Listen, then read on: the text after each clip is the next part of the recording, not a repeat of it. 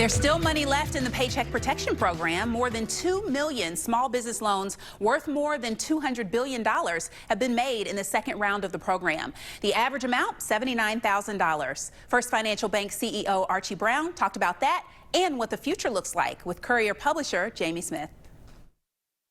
Thank you, Kyla. Archie, thanks for being here today. It's good to be here, Jamie. You know, it's been a couple weeks since the second round of the PPP started. Yep. How's it going with the bank, and how's the change been with the with your customers? Sure. PPP round 2 has actually gone very well. First few days had some kinks with SBA's E-Trans system, but once those got worked out, applications getting through their system and flowing, and the whole process has been much better. Round 2 also, we've seen less applications. The first few days it was a little bit of a frenzy, then it tailed off. And now we're getting very manageable volumes at this point in the process. I think I saw yesterday there was about 180 billion of the 310 billion that's been allocated in round 2. So there's still plenty of money to go, and we'll be able to take care of all the customers of ours that have applied. Good. Now, have you seen any that have started to do paybacks or have rethought their situation? We've seen a few. I'd say very small amount. As SBA offered up additional guidance, some of the businesses that received it early, looked at the additional guidance and said, maybe we should just return the money. And so we've had just a handful. Okay, good. Now, First Financial's introduced a lot of other relief efforts as well. Can you talk a little bit about what that looks like? Sure. I think, when I look at this crisis compared to, say, the 08-09 crisis, the big difference here is banks are so much healthier that we can focus on clients and our communities and what can we do to really be there for them. And so early on, we spent time talking about what can we do. A lot of our work's been in the area of payment deferral. So for mortgage customers, consumer loan customers, as well as business customers. So for most of them, they're getting a 90-day payment deferral. Many of them may need an additional 90-day period that we would be willing to do as well. Some interest only, but most would be full payment deferrals. We've also waived many of our fees on certain deposit products to help customers through. Additionally, we, of course, made a $1 million donation in the community. About 400,000 of that went into the greater Cincinnati area. Okay. We've suspended all repossessions and foreclosures for a minimum of 60 days, and then we'll evaluate that at the end of that period as well. So a lot of different things that we've been doing. Yeah, that's awesome. Now, the governors of all 3 states are obviously starting to talk about relaxing the stay-at-home, reopening businesses. How's that going to impact your business, especially your banking locations, your banking centers? Yeah, you think about where we're located. We're located in 3 states, Indiana, of course, Ohio, Kentucky. And they all have a little bit different variations. And even then, some of the counties, municipalities have some of their own rules. So we're going to first follow, of course, what the state and local municipalities' orders are. Okay. And we won't do anything before they're telling us it's okay to do so. Secondly, we are also going to make sure that, as a prerequisite, we've got all the materials, equipment we need to make sure that our associates are safe and our clients are safe. So those are kind of prerequisites. And then from there, it really is going to be sort of an uneven opening for lobbies in particular.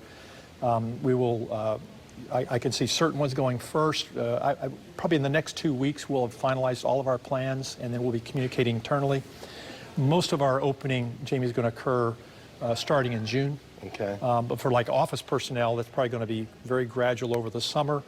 And then branch lobbies will open probably starting in June, but it'll be a little uneven based on the state orders. And then a little bit of trial and error. What's working? How do we make sure we're maintaining the appropriate number of people in a lobby? All those types of considerations we've got to work through. Yeah, I've talked to a lot of CEOs that have kind of talked about that, and they're trying to figure out, do they have people come in on different days? Yep. Because, again, with the space that you have and you want to keep that social distance, it could be some challenge. Yeah, and you think we have some employees who are saying, hey, I want to get back.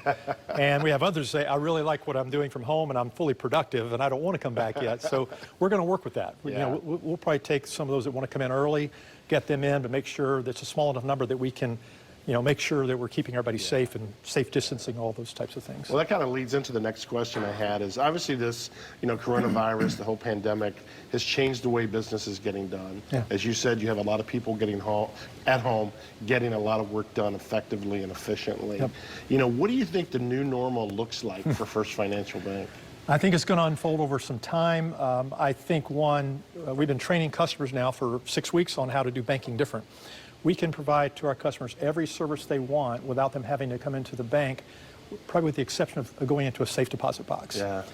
So now that we've been doing this with customers for a while, they're getting trained on how to use all of our digital tools, our online tools, our call centers, and I would envision that we will continue to accelerate providing those sorts of tools to customers. We will also, again, a lot of associates working from home, so we'll start to look at what are our real estate needs longer term. How many branches do we really need in an area over the long term? So this will unfold over time. It's not all going to be immediate change, but it really has made us stop and think, how can we do our business different? Yeah. And now with this sort of force change on us, we've realized there's a lot of things we can do differently and better. If you think about it, I'd say the banking industry has kind of been preparing for that for a long time, right? That's correct. With, first off drive-throughs and then the ATMs and then the mobile apps and everything. You guys were trying to figure that process out anyway Right. if people needed to come in. Yeah, we've also added the what we call interactive teller machines, which is really, it's like an ATM, but also the live teller comes on the screen. Right. We've introduced that technology. We're actually rolling more of those out during this system. So yeah, we have been preparing, and I think this just accelerates everything that we were doing. All right. Well, let's switch gears and talk about something non-pandemic for a moment. They announced this week that the First Financial Club at FC Cincinnati's West End Stadium.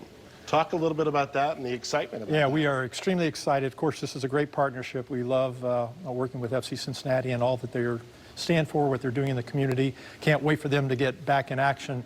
But yeah, this is the First Financial Club. It's, I think it seats 2,100 in lower level reserve seating. As part of this, there'll be a big hall, like a beer hall. Okay.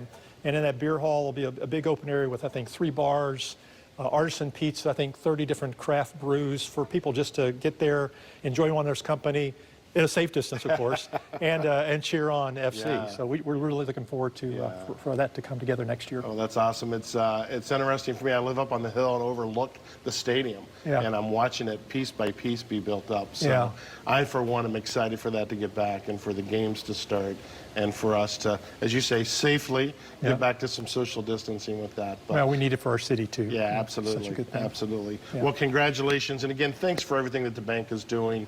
These times are, we never thought this was going to happen. As we've talked about it, it's a new normal. Yeah. So thanks for all you're doing. Thanks, Jamie. Be All safe. right, have a great day.